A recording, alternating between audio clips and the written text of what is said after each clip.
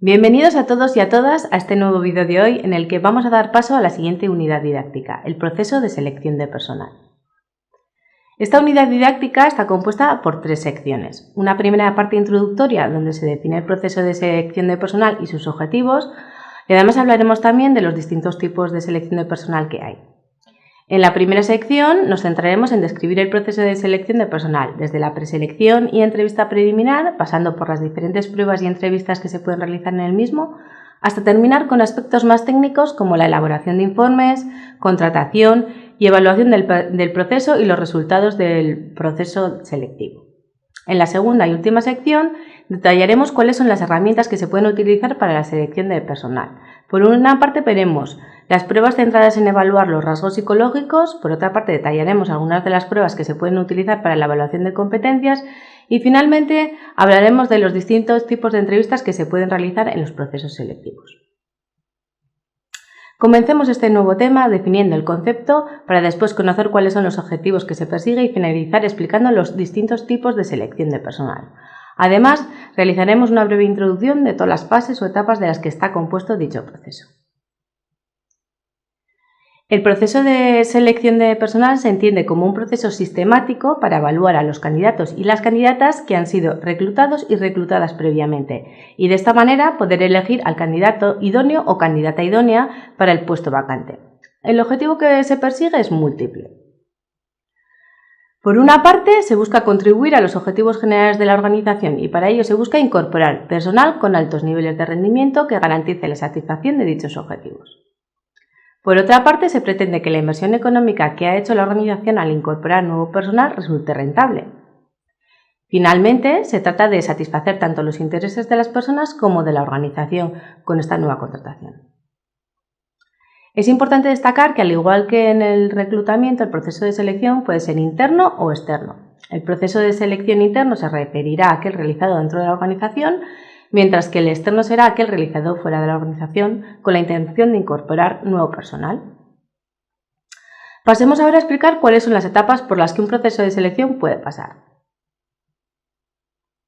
Estas etapas son la preselección de candidatos y la entrevista preliminar, una segunda fase de realización de pruebas y/o de entrevistas en profundidad, una tercera fase en la que se realiza el informe de selección y se realiza una toma de decisiones.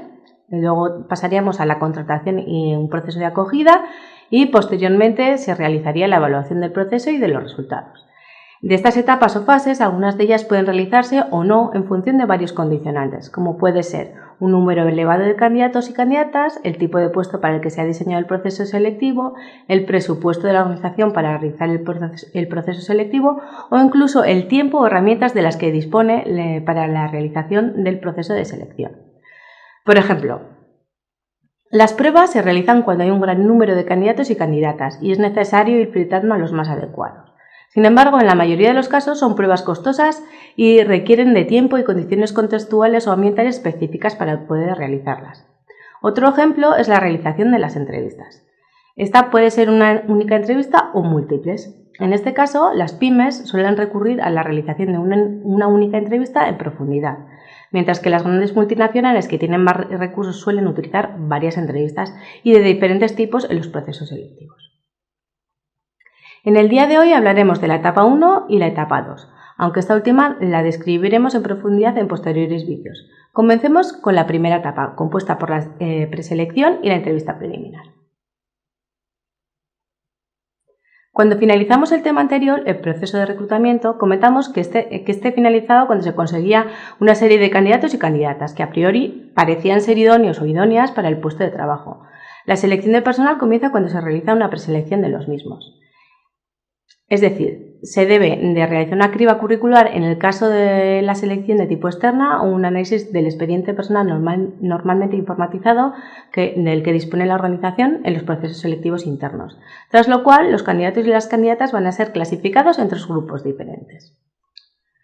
Un grupo que denominamos los aptos, aquellos candidatos y candidatas que se considera cumplen con todos los requisitos solicitados y por tanto van a pasar a la siguiente fase.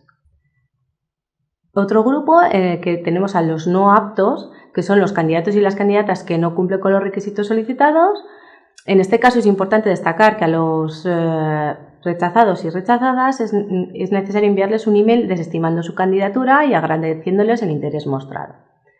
Y por último nos encontramos con la categoría de dudosos.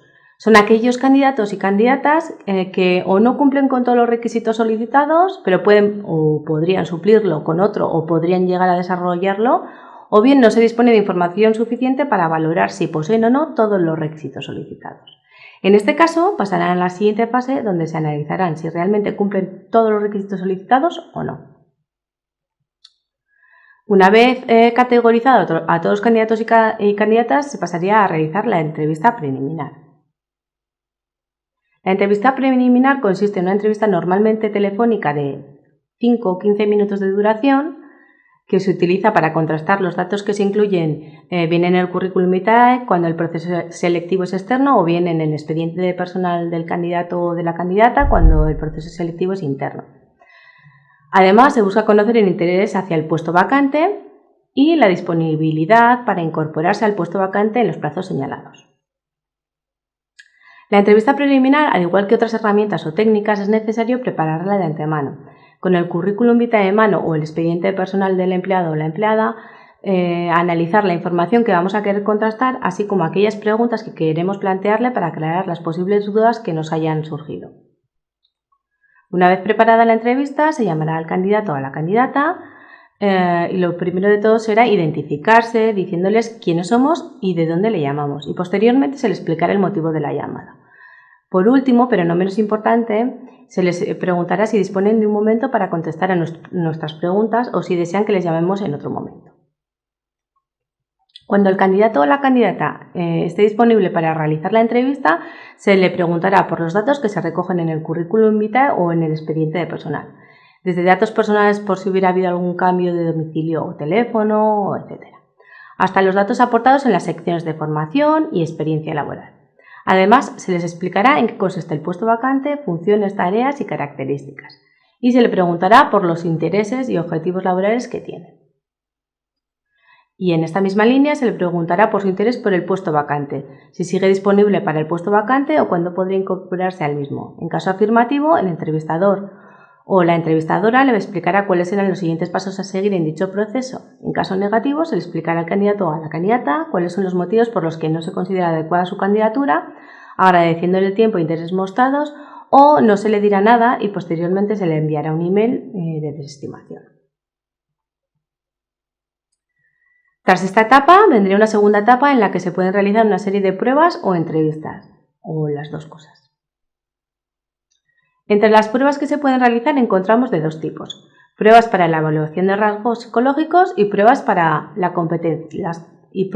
evaluación de competencias. Respecto a las pruebas para la evaluación de rasgos psicológicos, tenemos aquellas que evalúan o determinan la personalidad de los candidatos y las candidatas, su inteligencia y sus motivos, valores, intereses, etc. Por su parte, las pruebas para la evaluación de competencias son numerosas. Aquí analizaremos algunas de ellas, como son las pruebas de conocimiento, las pruebas situacionales, las discusiones de grupo, el centro de evaluación o Assessment Center y las nuevas tendencias que hemos mencionado en anteriores ocasiones, la gamificación. Esta segunda etapa también incluye a las entrevistas en profundidad, que pueden realizarse cara a cara o presencialmente, o dado el avance de las nuevas tecnologías de la comunicación y de la información, de manera virtual u online. Dentro de las entrevistas presenciales describiremos las entrevistas convencionales o sin estructurar, las entrevistas conductuales estructuradas y las entrevistas por competencias. Y dentro de las entrevistas virtuales u online analizaremos las entrevistas sincrónicas en tiempo real y las entrevistas asincrónicas. En el próximo vídeo continuaremos con las siguientes etapas del proceso selectivo. Espero que el vídeo haya sido de vuestro interés y os recuerdo que podéis contactar conmigo a través del correo electrónico edurne.martinez@ehu.es o en mi horario de tutorías en mi despacho de la Facultad de Psicología.